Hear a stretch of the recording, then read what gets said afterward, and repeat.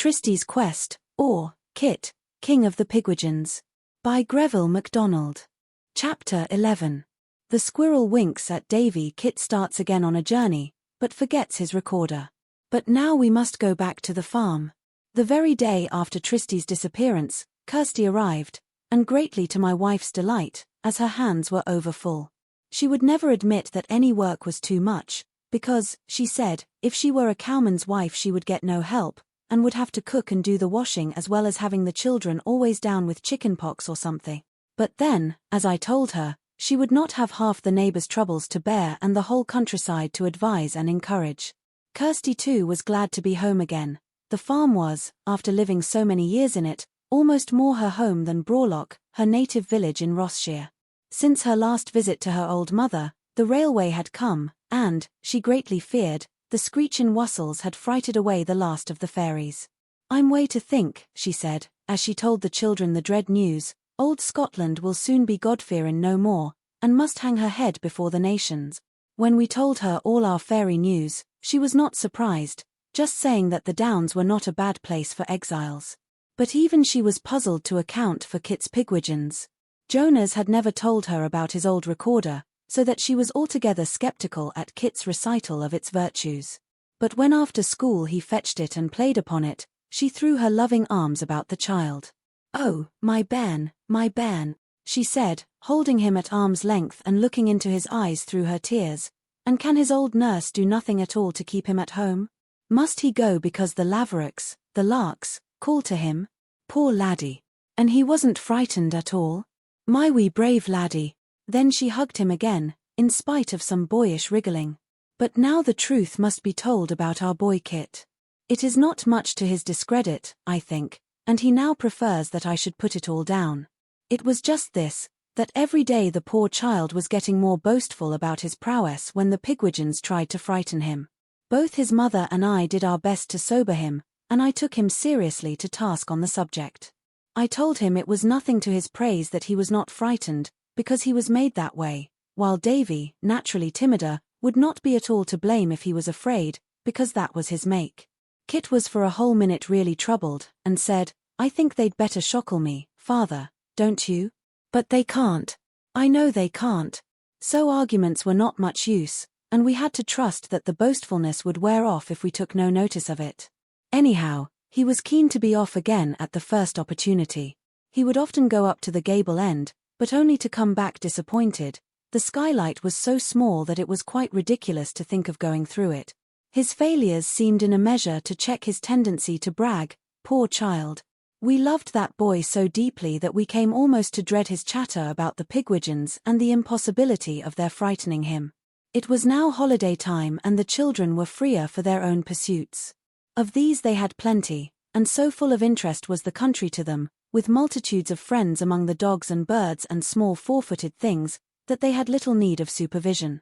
I had for some time intended that summer teaching Kit to ride.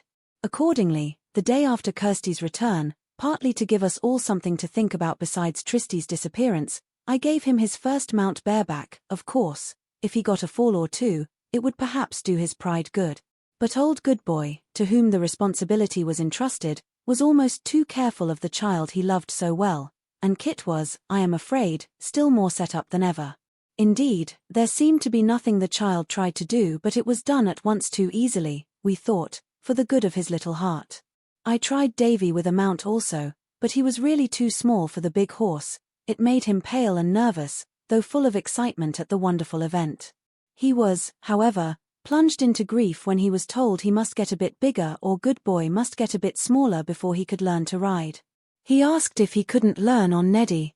But Neddy was a rather vicious old donkey, useful enough in the little cart, but so uncertain in temper that he would let no one but myself or Charlie or Kit go near him.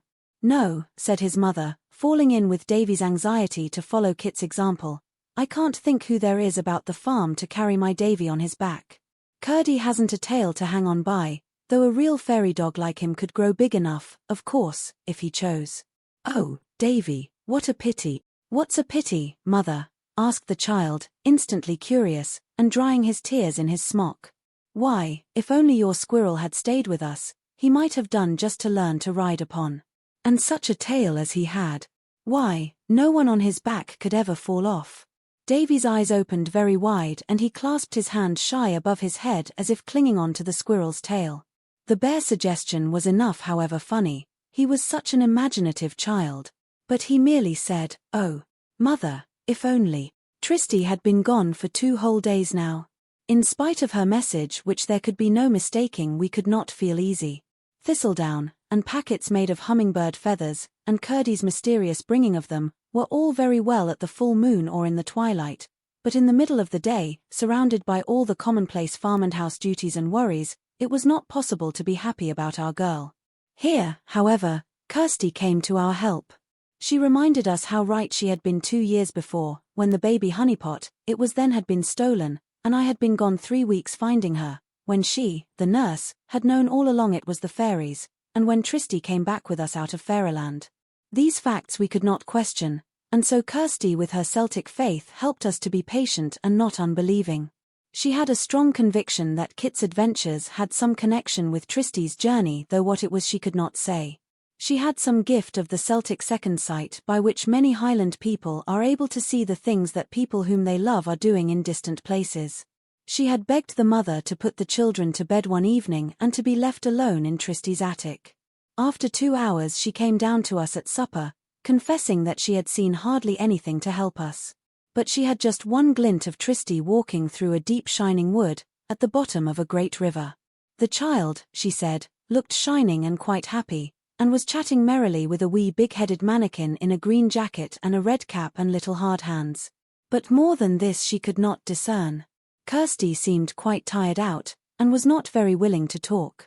That same afternoon, Kit came running home post-haste, after a recorder lesson with Jonas, to tell Davy he had seen the squirrel again, looking ruefully up into the cherry tree because the fruit was all gathered and only 6 shriveled cherries left for him and the birds. They had been sitting on stools set on the bricks, as they call the bricked path of a cottage garden, Jonas with his back to the cherry tree. So, said Kit, he wasn't afraid, and he looked up into the tree with one eye, and at me with the other. And, Davy, he winked at me, as plain as a twinkle star, so that I laughed, and made the recorder squeak. And Jonas got in a wax, and snatched it from me. But I jumped up and ran and said, "Good night, Sir Squirrel," and I came as fast as winking, to tell you, Davy. Oh, I wish he'd come here, I do. At the farm we have a curious custom at which our neighbors laugh, I am told, and for which, with a few other things, they think us all half crazy. Neighbors the world over have a way of thinking anybody is mad who does anything differently from the usual way of it, however foolish the usual way may be. This custom of ours is never to lock up anything, not even the front and back doors at night. The advantage is great to all thieves, because they are not tempted to break in, and to ourselves, because we are not afraid of them. Now and again a tramp will get into the larder and help himself a thing he wouldn't do unless hungry, poor fellow. Nothing important is ever stolen. But then we have nothing left worth stealing, for my wife and I stole each the other's heart years and years ago, and beyond all recovery. There are the children, of course, but only the fairies would want them, and such thieves get through bolted doors more easily than when they are closed on the latch. We have no silver things, even the spoons being of horn or pewter or beechwood. There is not a grain of gold in all the house except a band round one of the mother's fingers, and that I made for her myself. So all our doors are unlocked, and the wise mother thinks it may be one of the reasons why our neighbors trust us so kindly and value our advice so highly, even though we are half crazy. I don't even think it would have made any difference to what happened later to Davy if all doors and windows had been bolted or even screwed up. You can't stop up every chimney and mousehole, not in so old a house as ours. But before telling about Davy, it is necessary to relate Kit's next adventure. I do not know what o'clock it was that, the night following our talk in the meadow about Davy learning to ride, Kit dressed himself, crept down the stair and opened the house door so softly that no one heard him. The waning moon was not yet up, though the stars were bright enough for a country child to feel quite at home in the night. Curdie had crept out so quietly after him that Kit neither saw nor heard the artful dog till they found one another in the barn, and then each of them was very glad to have the best companion in the world. Though it was pitch dark under the great roof, the boy made straight for the ladder and climbed it. Curdie scrambled after. Any dog with practice can get up a ladder, and Curdie, with his bear-like hind feet, finds it quite easy. Then Kit, he never knew what it was that made him go into the barn that night, remembered that Jonas had taken away his recorder, and that he ought to have it with him now. Up till this minute he had not thought of it again, because he had no fear that Jonas would not give it him back directly he asked for it.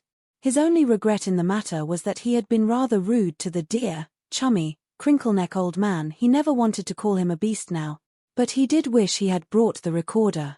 True, he had his own little pipe in his smock pocket, but of late he had lost all liking for it. What boy would care to hear a pig trying to squeak sweetly when he might listen to a blackbird piping?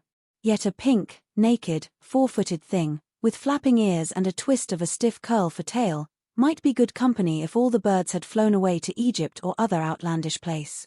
So he was glad he had his little pipe.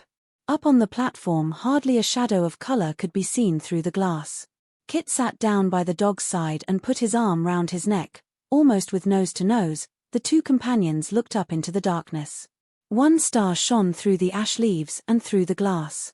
But, as Kit said afterwards, it was a regular puzzle star.